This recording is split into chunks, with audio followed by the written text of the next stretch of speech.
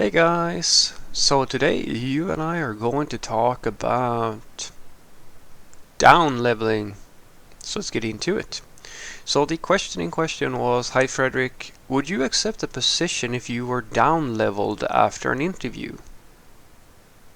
Well, I'm assuming now that you're talking about like if I apply for a certain position, like say I applied for a software developer position or a senior software developer position or something like that, and they put me at a junior level or at a mid level, or and then they have these like, oh, there's principal engineer and there's senior engineer level 2 and level 3 and like all of this, like they're creating career ladders all over the place these days. So if I feel like I'm higher up the ladder or something like that, then they put me at a lower level, something like that, I'm guessing. So I would still accept the position, but that has mostly to do with that the title is pointless to me. The reason why it's pointless is because the title itself doesn't tell me what I will be doing. So, for example, this is at least how it works where I am now in my career. At my level, you don't just get hired to do the coding. You get hired to lead, to coach, to take responsibility and to manage the system. You're sort of at the level where I like to call. Well, I wouldn't call myself a, well. It depends on how you look at it. By most industry standards, people would call me a senior software developer.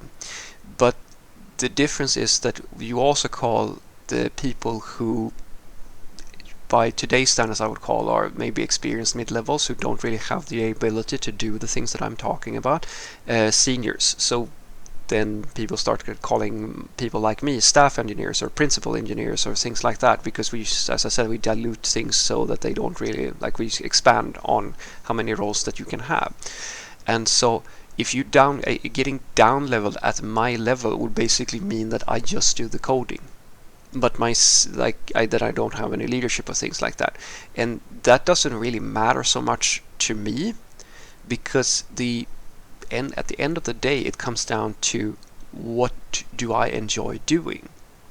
So if I were to go to a company now and they said, well, Frederick, you're applying for this, I don't know, senior like staff engineer position or something, which is like super high level. It's like I'm not sure how long these ladders go, but it's pretty high up there. And that means that you have responsibilities for all of these things, but we feel like you're a little bit inexperienced here, so you should basically just have responsibilities for one team or two teams or something like that, and do the coding and all of this sort of stuff. The practical difference there, skill-wise, is almost nothing. So it doesn't really matter to me if I get download, because at the end of the day, they make an offer, I don't have to take it. And if the money is good and it's sort of the thing that I expected, then I'm fine with it. The difference would have been, let's say that they took me from if say the pay becomes fairly substantially different, or in my case, if they said, well, Frederick, we don't want you to take responsibility for these sorts of things that you've been doing, we want you to just code, like that's it, you have no other stuff to do, right?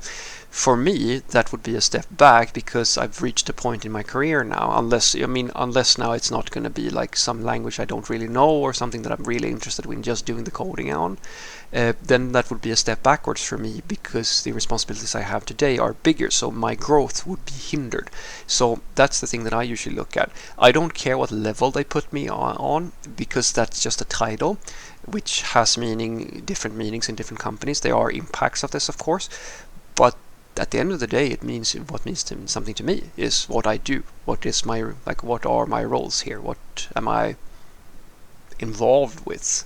So if I'm still, taking care of the product, I'm still taking care of coaching or doing all the other million things that you have to do when you have a slightly larger responsibility than just the coding, then I'm happy.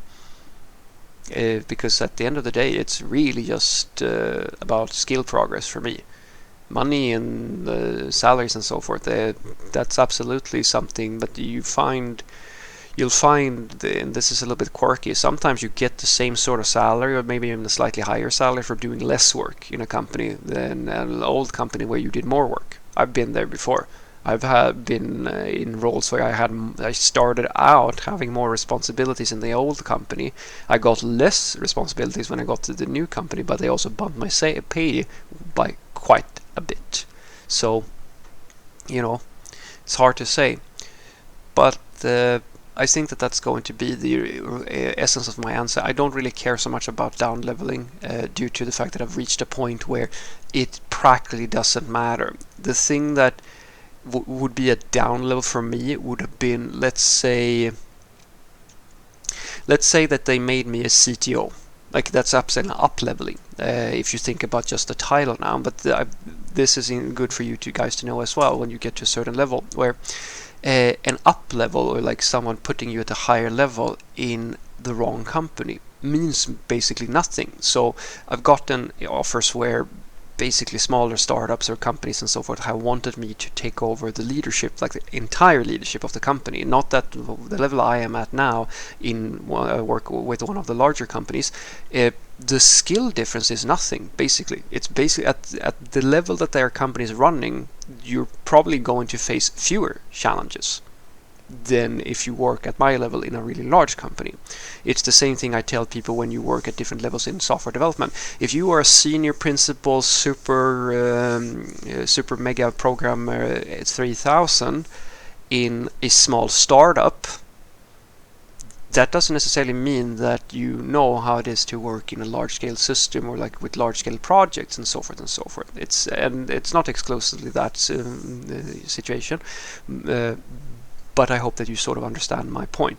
It's different levels of what you're doing.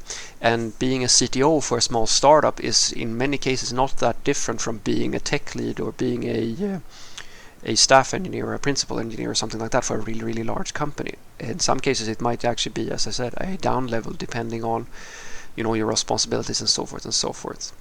So what I wanted to take away from this is that no, I would still, even if I got down level, I would still accept it, because at the end of the day the title is just, it's basically just a novelty thing that you can have. Some companies emphasize them a lot, so if you want to get promoted or if you want to get a higher salary, things like that might be impacted based on how their career ladder looks.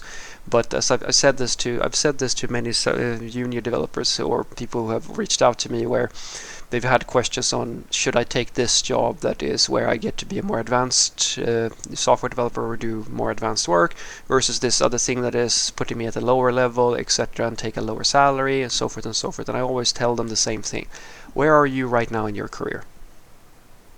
Have you reached a point where you can truly say that you are no longer going to get anything from being a junior, for example? Most of the people who reached out to me, I can say, no, you haven't reached that point, because if you had, you wouldn't ask me. So that's what you should look for. Where are the gaps in your skills, and what should you use, or what sort of roles should you take on in order to progress?